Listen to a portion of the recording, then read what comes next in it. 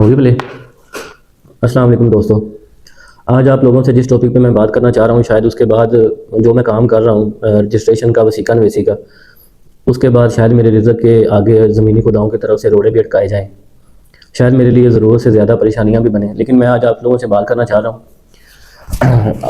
आप लोग कभी अगर तहसील कसूर में बयान देने के लिए आए होंगे तो आपने ब्रांच की बिल्डिंग देखी होगी। बेसिकली ये तहसील की बिल्डिंग नहीं है, ये 1900 की पहली दहाइयों में ये बिल्डिंग बनी है।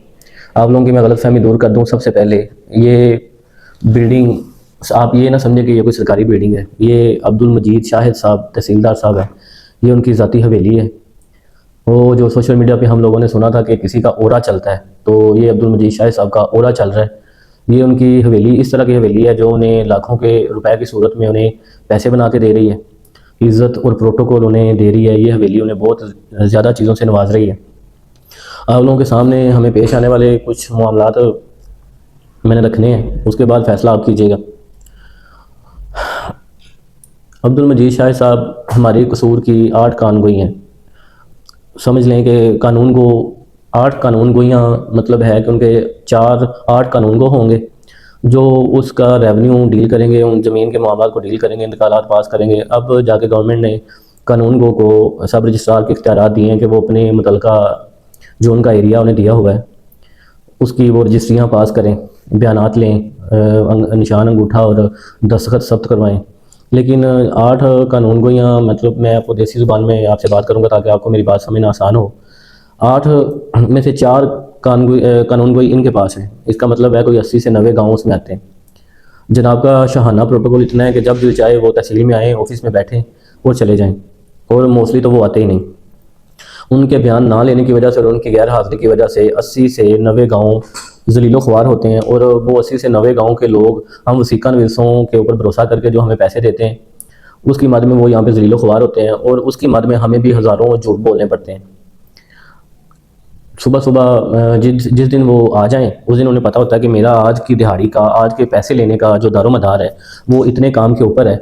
वो उस काम को सुबह सुबह आते हैं, 5-6 रजिस्ट्रियाँ पास करते हैं जिनमें से उन्हें गैर मुसद्दक़ा अखराजात अच्छे आ जाएं, उसके बाद वो चले जाते हैं। बाकी जो वैलिड और बाकी जायज़ कामों के लिए हम लोग जो ज़िलो ख्वार होते हैं, फिर हमसे कोठी में बैठकर DPS की पिछली साइड पे अब्दुल ऑफिसर कॉलोनी में बैठकर हमें हज़ारों की तादाद में पैसे मांगे जाते हैं। जी इतने हज़ार दे दें, बयान आप लोग हो जाएंगे।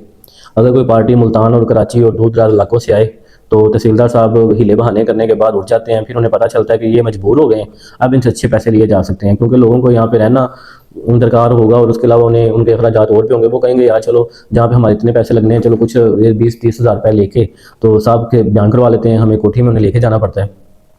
सेंगड़ी इस तहसील में प्राइवेट, बाकी मैंने तहसीलों में देखा है कि जी कमिश्नर साहब छापे मार रहे हैं, प्राइवेट बंदों का दाखिला ममनू कर रहे हैं। लेकिन हमारी तहसील में अब्दुल मजीद शाह साहब ने एक टाइम पे 6 प्राइवेट बंदे रखे थे जिनसे वो काम करवाते थे, और हमें प्राइवेट बंदों के सामने मजबूर होकर उन्हें पैसे देने पड़ते थे। अब अभी भी एक इमरान और बिल्ला नाम का बंदा तहसीलदार साहब का जेर साया उनके काम कर रहा है, बड़ा चहेता है वो। अगर हमें अब अब्दुल मजीद शाह साहब का ओरा इतना चलता है कि अब हमें किसी भी काम के लिए पहले अगर जाना है तो हमें वो इमरान और बिल्ला का दरवाज़ा खोल के उन तक पहुंचना पड़ता है, और वो फिर बिल्ले के नखरे अपने होते हैं और उसके पैसों की डिमांड अपनी होती है। उन चीज़ों के अलावा हम लोगों ने एक रास्ता निकाला कि अगर रूबरू बयानात तहसीलदार साहब के सामने नहीं होते, उनके पास वो बड़ा बिजी हैं, बड़े मसरूफ़ हैं, तो LA कमीशन लोगों को सुजेस्ट करके अपने क्लाइंट्स को हमने कहा कि LA कमीशन हम लोग ना लोकल कमीशन मुकर्रर करके रजिस्ट्रियाँ पास करवा लेते हैं, आपके बयानात में आसानी हो जाएगी। अब उसके लिए हमें ये करना पड़ता है कि 6-6 दिन 4-4 दिन हमें उनके पीछे दौड़ना पड़ता है। अगर साहब DC ऑफिस गए हैं, साहब फलां ऑफिस में गए हैं, तो हम पीछे पीछे हैं। और एक टाइम पे आगे साहब ने हमें कहना है जी फलां हो गया, ढमकां हो गया, डांट भी सुननी हमने, हमें इज्जत भी नहीं मिलनी और पैसे भी देने हमने, मतलब लोकल कमीशन का काम भी हमारा बंद हो गया। दूसरी तरफ उनके गैर मुसद्दक़ा अखराजात की मद में कुछ मौज़ा जात हैं जिनकी रजिस्ट्रियाँ उन्होंने बंद की हुई हैं कि ये जनाब ये रजिस्ट्रियाँ नहीं होंगी। उनकी अब्दुल मजीद शाह साहब खुद बैठ के खुद इख्तियार में है उनके कि वो जब दिल चाहे वो पास करें। जिन लोगों से उनके तलकात अच्छे हैं उनके साथ वो बैठें और वो रजिस्ट्रियाँ पास कर दें, हमें कोई इतराज़ नहीं होना चाहिए। फिर जो अब्दुल शकूर रजिस्ट्री मुहर्रर है जो उन्होंने यहाँ पे रखा हुआ है, उसके बिल्कुल गैर कानूनी ऑर्डर है, जनाब ने ऑर्डर करवाए हुए हैं अब्दुल शकूर साहब के, वो बैठे हैं यहाँ पे। अब मैं आपको उसकी जारहियत और उसकी फ़रोनियत का एक वाक़या आपको सुनाता हूँ कि उसे अगर कोई बंदा कह देता ना कि मुझे थोड़ी सी जल्दी साइन कर दो, वो कहता नहीं साइन नहीं होंगे। मैं नहीं साइन करूँगा। वो जब हम कैबिनेट, क्योंकि मैं एक नाम नहाद नायब सदर हूँ अंजुमन इस्लामफरोशां वसीका नवीसा तहसील कसूर का, तो हम लोग जब गैदरिंग में या उससे बात करते हैं तो वो कहता है जी इसने मुझे कहा था अभी करो, तो मेरा नहीं दिल किया, मेरी मेरी अना हर्ट हो गई थी, मैंने कहा नहीं होना, इस वजह से मैंने उसे मना किया था। हम लोग अब एक चीज़ का अगर कोई रजिस्ट्री कर रहे हैं उसका जगह का मौका तहसीलदार साहब ने देखना होता है कि आया जी इसके ऊपर प्लाट बना हुआ है या मकान बना हुआ है। सबसे पहले तो वो पटवारियों की अदम एतमादी को बहाल कर रहे हैं, पटवारियों के ऊपर एक स्याह धब्बा लगाने की कोशिश कर रहे हैं कि जी ये प्लाट की रिपोर्ट करके दे रहे हैं फलान का। हालांकि खुद भी मौका चेक करना है उन्होंने, उसके बाद अब्दुल शकूर ने चेक किया, डीसी मरद ने चेक करना है, फिर वो इमरान बिल्ला उसने चेक करना है। मतलब 5-5 लोग मौका चेक करते हैं। उसके बाद हीले बहाने करने के बाद फिर भी हमसे गैर मुसद्दका खराजात की मद में 4 से 5 हज़ार रुपया उन्होंने लाजमी लेना है। उसके अलावा इज़्ज़त तो यहाँ पे मिलनी नहीं है। दूसरा मैं ये सोच रहा हूँ, अच्छा और जब बैठे हों जनाब तहसीलदार साहब, आम रूटीन में उनकी आदत हो गई है, क्योंकि हमारे कसूर का फ़ख्र है स्पीकर पंजाब असम्बली मलिक अहमद खान साहब और अब्दुल मजीद शाह साहब, यहाँ पे उनका नाम भी बहुत इस्तेमाल करते हैं और कहते हैं कि जी मुझे यहाँ से सीट से उतारना और मेरे लिए हर्डल्स पैदा करना या मेरा ट्रांसफ़र करवाना किसी के लिए मुमकिन ही नहीं है। अगर कोई सब रजिस्ट्रार लाहौर आप देख लें, अगर कोई सब रजिस्ट्रार और बैठ रहे हैं, सारे जितने 5 सब रजिस्ट्रार तो वो डेली बैठ रहे हैं। यहाँ पे जनाब का ये निज़ाम है कि 4 सब रजिस्ट्रार तो ये खुद हैं, जो बैठ के कोई काम करना चाह रहा होता है डेली बैठ के उनके लिए नोटिफिकेशन जारी कर देते हैं या हीले बहाने करके उन्हें इतना तंग या जलील कर देते हैं कि वो भी हफ्ते में 1 या 2 दिन बयान ले सकते हैं। अब क्लाइंट्स चूंकि वो इन बातों को नहीं समझते, हम लोग प्रैक्टिकल इधर हम लोग कर रहे हैं, उन्हें तो सिर्फ यही है कि हमने पैसे दिए हैं फ़लाँ टाइम पे फ़लाँ वक्त पे फ़लाँ तरीके से हमारी रजिस्ट्री हो जानी चाहिए, फ़लाँ ऑफिस से तो हो गई थी। अब उन्हें कैसे समझाएं कि जो फ़लाँ ऑफिस से आपकी रजिस्ट्री पास हो गई थी उनका तवस्सुल तल्लुक उन लोगों तहसीलदार साहब अब्दुल मजीद शाह साहब के साथ बहुत डायरेक्ट है और बहुत अच्छा ताल्लुक है, वो जिसमें लेन देन की आसानी होती है, वो गैर मुसद्दका खराजात वो उनकी लिमिट और औकात से ज़्यादा देते हैं।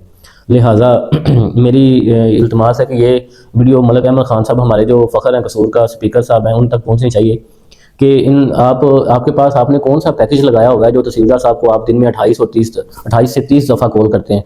क्योंकि अक्सर उनके पास बैठने से, उनके सामने बैठने से या उनके करीबी लोगों से भी यही सुनने को मिलता है कि जी स्पीकर साहब की कॉल आ गई, हम लोग जा रहे हैं।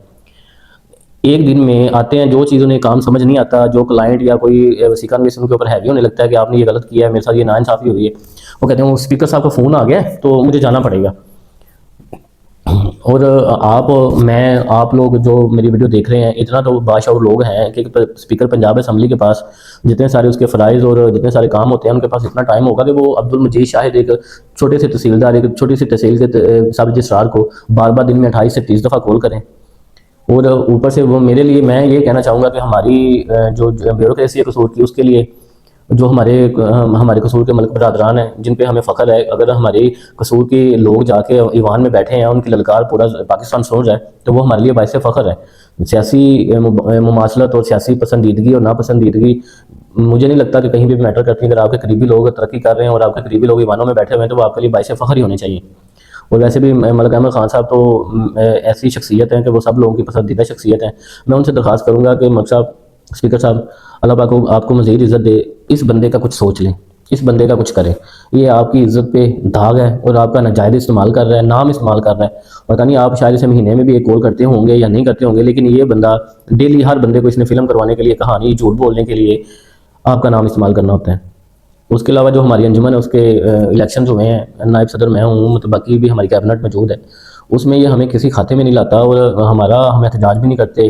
उसके पीछे रिस्पेक्ट का मामला है कि हम लोग जी आपके सामने मामला अपने रखेंगे, लेकिन आपकी मसरूफियत और आपके ओहदे और आपकी इज़्ज़त मरतबे की वजह से मुझे नहीं लगता कि हम जैसे लोगों की आप तक दस्तरस है। तो आप तक बात पहुँचाने के लिए हमें वीडियो और सोशल मीडिया का सहारा लेना पड़ता है। आपसे बहुत रिक्वेस्ट है कि इस बंदे को 2.5 साल हो गए हैं इस तुम्हारी तहसील पे अपना उरा चलाए हुए, और अगर ये इतने मसरूफ़ हैं, अगर एक दिन भी ये पूरा टाइम नहीं बैठ सकते हफ्ते में, इतने मसरूफ़ ऑफिसर हैं, तो हमारे सिर्फ यही मुतालबा है कि एक तो ये रजिस्ट्री मारो जो ब्लैकमेलर है और अना परस्त बंदा है, या इसकी अना को ठेस पहुंच जाती है एक छोटा सा काम कहने से या थोड़ी सी बात भी हक की बात करने से, तो इसे तब्दील करवाएं। दूसरा, मजीद शाहिद साहब अगर इतने मसरूफ़ ऑफिसर हैं हमारे, तो इनसे कहें कि हमारी जान छोड़ दें। जो 4 कानून गोइयाँ हैं जो इतने गाँव इनकी वजह से जलील हो रहे हैं, वो उनसे ये मुस्ताफ़ी हो जाएं, हमें किसी और सब रजिस्ट्रार को मौका दें, या और भी रजिस्ट्रार काफ़ी बैठे हुए हैं, कानून को फारिग बैठे हुए हैं, उन्हें दे दें ताकि हमारा काम हो। हमें सिर्फ यही चाहिए कि हमारा डेली बेस का काम हमारा डेली बेस पर ही होना चाहिए। हमारी जान छोड़े, इतनी कानून गोइयाँ, इतना कुछ लेने, ये आप क्या साबित क्या करना चाह रहे हैं? एक बंदा तो वैसे भी इतना काम डील नहीं कर सकता, आप साबित क्या करना चाह रहे हैं? 2.5 साल आपने हमारे ऊपर हुकूमत कर ली है, नाजायज़ वो जायज़ मामला की सूरत में आपने हमें ज़लील ख्वार कर लिया है। तो अब मेरी रिक्वेस्ट है मलिक साहब आपसे कि इससे हमारी जान छुड़वा दें। मैं आपसे मुस्बत रिएक्शन की उम्मीद रखता हूँ। ब्रेक करें बाबा।